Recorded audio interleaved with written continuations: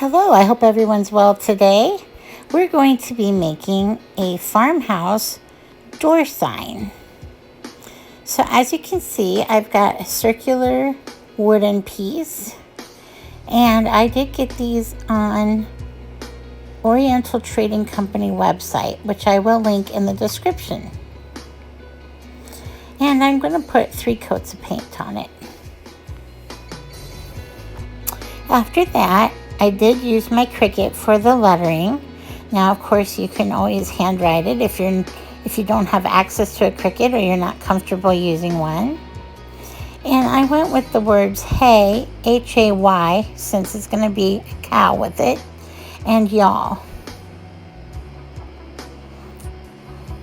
So I decided I wanted this cow head in between hay and the y'all. So I did print out this outline of one, and as you can see, it's a little intricate, so it took me a few little tries to get it to come off the paper just right, but it was definitely worth it.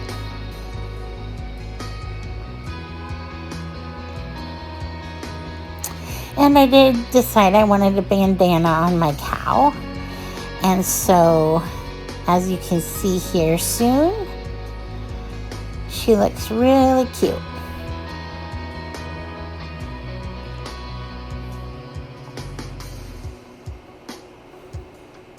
Now, after I get both pieces done, I'm going to put them on some transfer tape. And this is because I don't want to individually place each letter, and I want to make sure everything's even, and it's just so much easier to do. So I'm just going to stick it on, and then I just am handy here with my scissors. You can use anything, and my Cricut comes with a little tool. But I'm just making sure it's all going to stick to the transfer paper when I pull off the white backing. You can see how easily they peel off.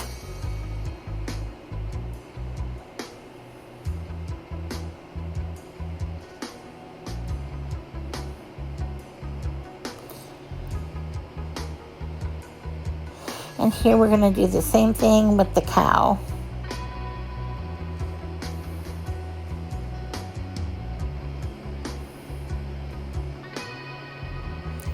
That one came off nice and easy.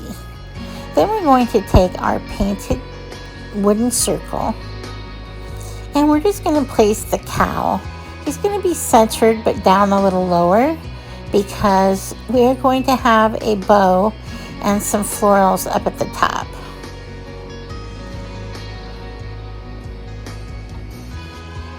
So as you can see, the transfer tape makes it easy getting everything in place. And I decided to put my hay and y'all at angles on either side of the nose.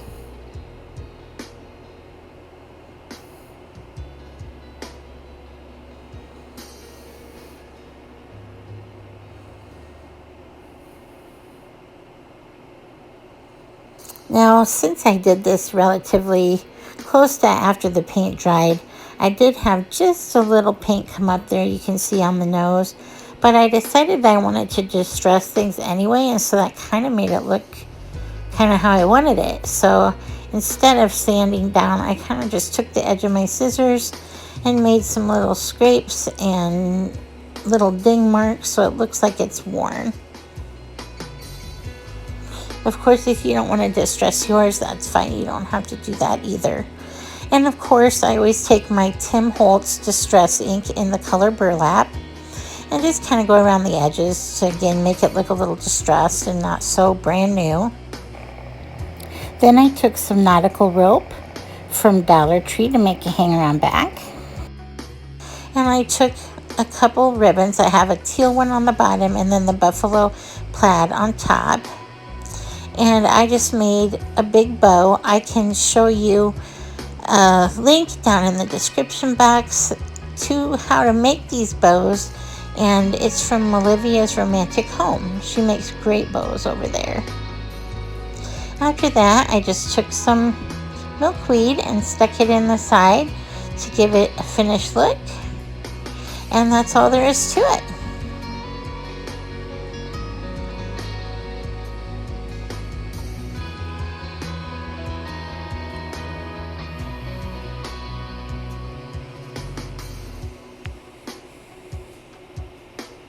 I ended up keeping this one and I hung it up in my laundry room where you come in the door.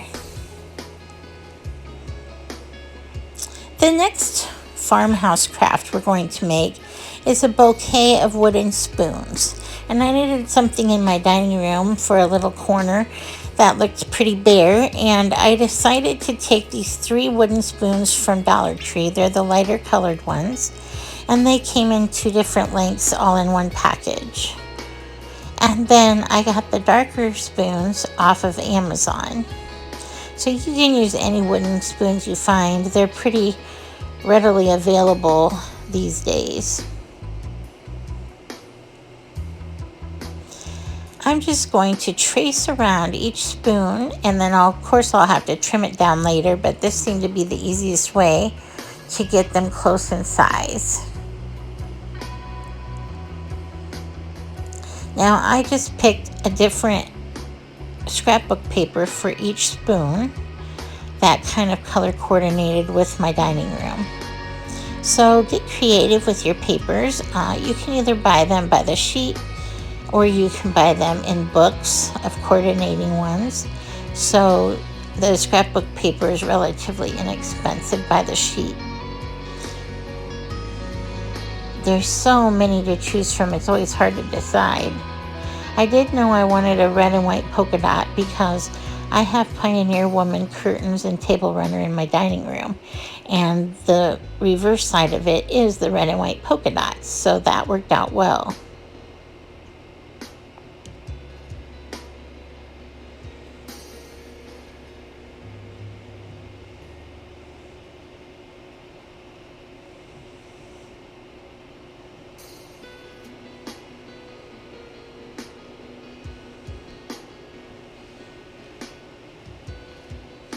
Now, I did decide after I went to glue them on that I wanted to cut the bottom part that goes towards the handle of the spoon a little more narrow so that it would fit better there.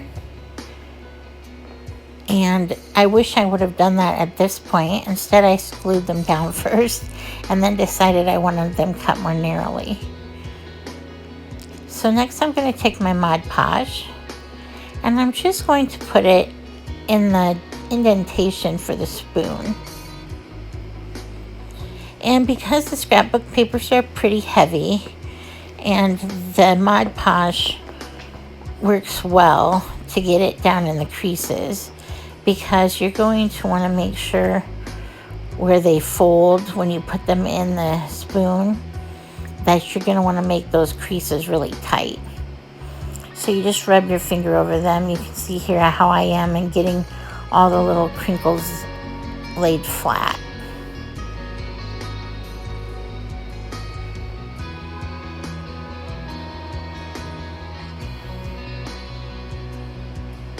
Now these of course can't be used for eating or serving food, so they're just going to be for decoration.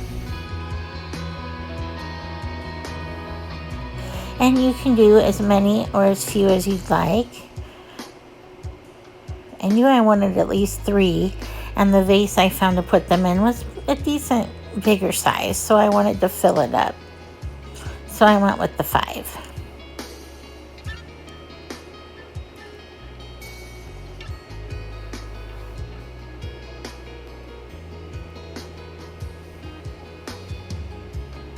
Does anyone else have a chicken theme in your dining room or kitchen?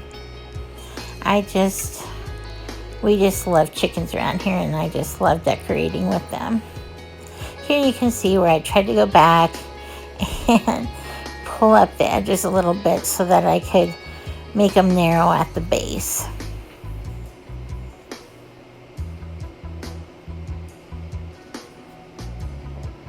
And I put one final coat of Mod Podge on everything. Make sure all the creases are laying down as flat as possible. And here's what they look like. I put them by my built-ins in the dining room. You can see that little drawer that I redid, and I just needed something in that little corner. I tied them together with some twine at the base, just loosely, to kind of hold them in spot a little bit. And that's it.